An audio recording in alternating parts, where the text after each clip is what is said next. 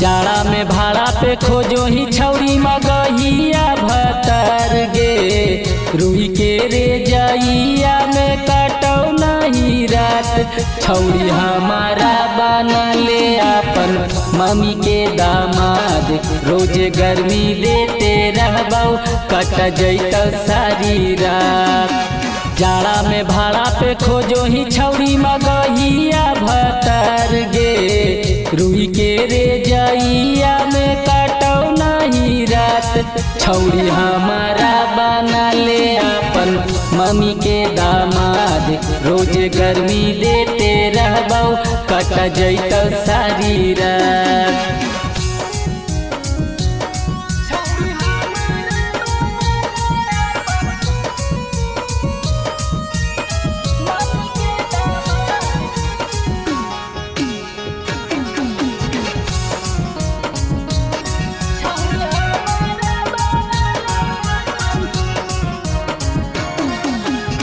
भरल रे जाई कौनो देतौ नहीं काम गे, हठा कठा मरद देतौ बहुते आराम गे। भरल रे जाई कौनो देतौ नहीं काम गे, हठा कठा मरद देतौ बहुते आराम गे।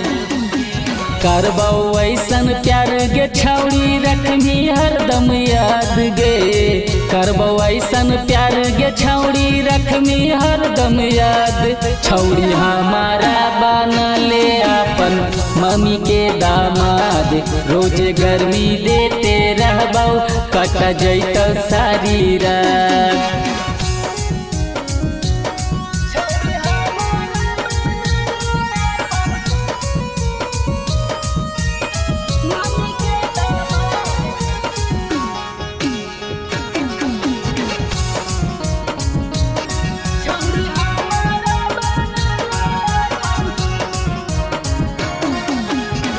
हीटर के काम करतौ हमर मीटर गे, भोरवे से खोल देनी अपन स्वेटर गे।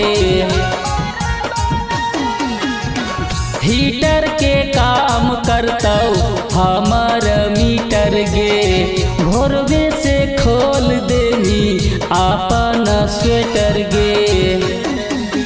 गर्मी चढ़ल रहतौ गे छौरी परबिन के सेवा से, गर्मी चढ़ल रहतौ गे छौरी परबिन के सेवा से। छौरी हमारा बनले अपन मम्मी के दामाद, रोज गर्मी देते रहबौ कट जैतौ सारी रात। Magahi recording studio Samastipur Sheikhpura.